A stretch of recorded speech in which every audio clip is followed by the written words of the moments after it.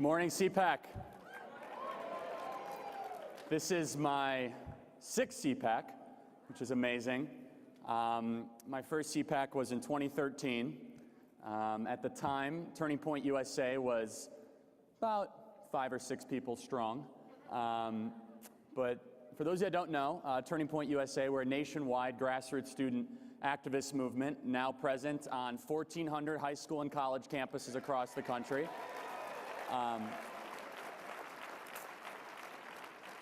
When we're not growing Turning Point USA every single day, I'm traveling the country, speaking on college campuses with the great Candace Owens sometimes. I know she's here somewhere. Where's Candace? She's done more to move the black community to conservative values in the last year than I think anyone does in the last 30 years. So God bless you, Candace, for what you've done. Totally amazing. And what we find is that students are not opposed to our ideas inherently, is that they're not exposed to them at all in the first place. It's that the left has done everything they possibly can to make sure our generation has never heard why America is the greatest country ever to exist, or why free markets are the most moral, proven, and effective economic system ever discovered, or why the Constitution is the greatest political document ever written, or why abortion after birth is immoral and should be rejected in modern and decent society. They've never heard these ideas. And one of the things Donald Trump has done is he has not changed the left, he has revealed them. This is who they have always been. They have always hated this country. They have always had contempt for our history. And what I find is that we as conservatives, we say far too often, well, we want the same thing as liberals. We just have a different way of getting there. Who's heard this before? I don't want to live in the country that the socialist left wants to create. We are not going in the same direction as the Democrat Party. I don't want to live in the country where it's okay to execute a newborn child. That's not the country I want to live in. We do not have different ways of getting to the same place. We have 2 different places that we want to get to. And I'm so sick and tired of saying we should give the benefit of the doubt to liberals and say, well, they mean well. They mean well. If you want to fundamentally transform and destroy this country from within, you do not mean well. You do not have good intentions whatsoever. If you want to suppress conservatives from coming on college campuses, you do not mean well. If you want to deplatform conservatives from social media, you do not mean well. If you want to continue to give $500 million a year to Planned Parenthood, you do not mean well. If you want to stand against Israel, you do not mean well. If you want to keep on giving money to the Palestinian Authority, you do not mean well. If you want to give hundreds of millions of dollars to the mullahs in Iran, you do not mean well. If you would rather listen to Michael Cohen spew lies than applaud the denuclearization of the Korean Peninsula, you do not mean well. I'm so sick and tired of saying that the Democrat Party and liberals mean well. They do not mean well.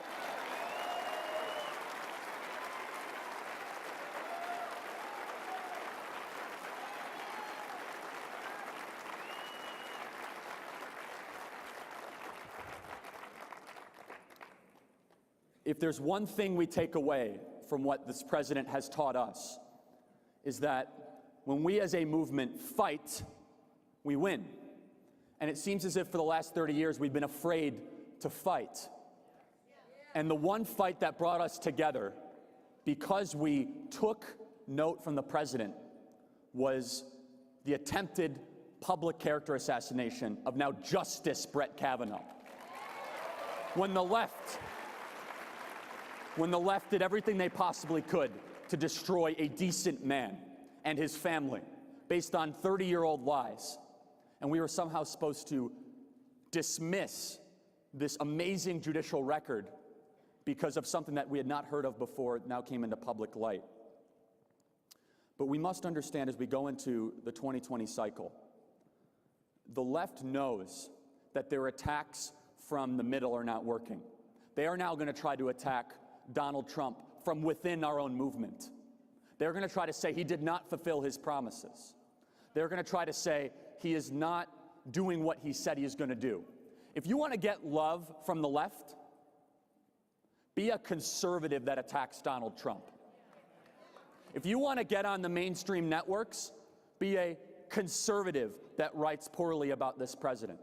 You want to get published in all the best newspapers, be a conservative that attacks the most conservative president in our generation. Because, and you must understand, those of us that decide to stand and defend this president, it can be very tough. You will get article after article written about you. But if you want to be loved, you want to get invited to the cocktail parties, you want to get all the right compliments on Twitter, then sure, attack the president. But we as a conservative movement should never, ever try to appease the left just to be loved. Ever. Ever. We must do what is right, do what is correct, and stand for truth. This is the most conservative president since Ronald Reagan, if not in American history. And he has done everything he said he is going to do. For years, I came to CPAC and I heard, if only we had someone that stood up against Iran, if only we could move the embassy, if only we could cut corporate taxes, if only we could have more conservatives on the judicial bench, if only we could deregulate the economy, if only we could rebuild our military, if only we had someone that took immigration seriously, if only we had someone that stood for the flag, if only we had someone that finally called out the relationship between big business and big government and big tech. Folks, we have that president, and he's fighting for us every single day.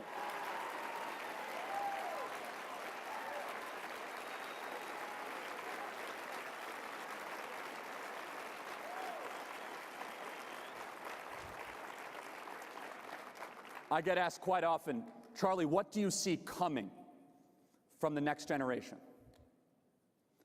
And traveling the country and going to these college campuses, I can tell you, there's a lot to be concerned about.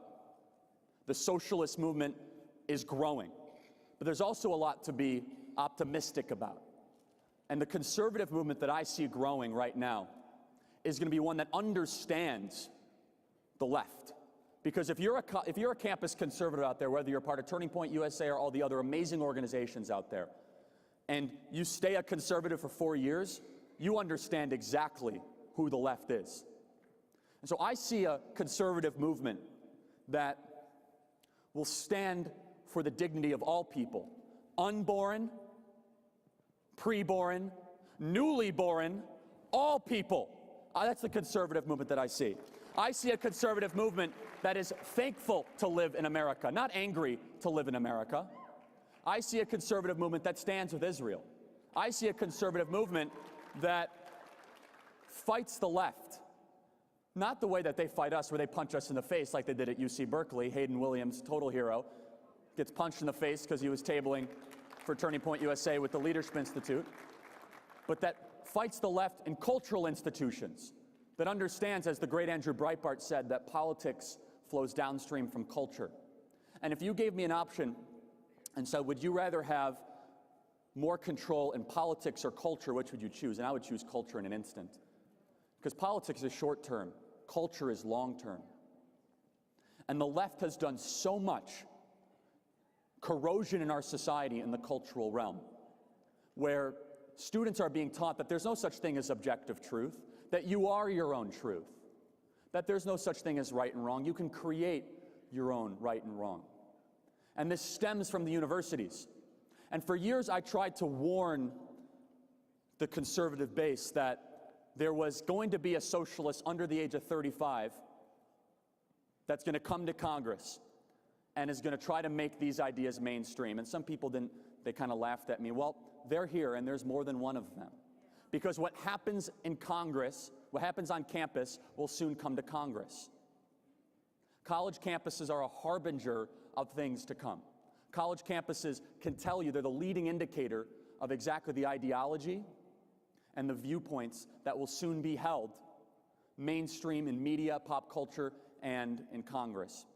And so what we do, the fight that I've decided to engage in, is one that will either make or break Western civilization. Because our generation, the next generation, Generation Z, if we have a generation that has contempt for America, it doesn't matter if they want high or low taxes. If we have a generation that hates this country, that believes that we're racist, misogynistic, and homophobic, it doesn't matter. All the rest is irrelevant. And if you think you're oppressed because you live in America, you're wrong. You have to be taught that you're oppressed if you think you're oppressed because you live in America. And so, folks, in closing, I'll say this. We have one of the greatest blessings ever to be living in this country at this time.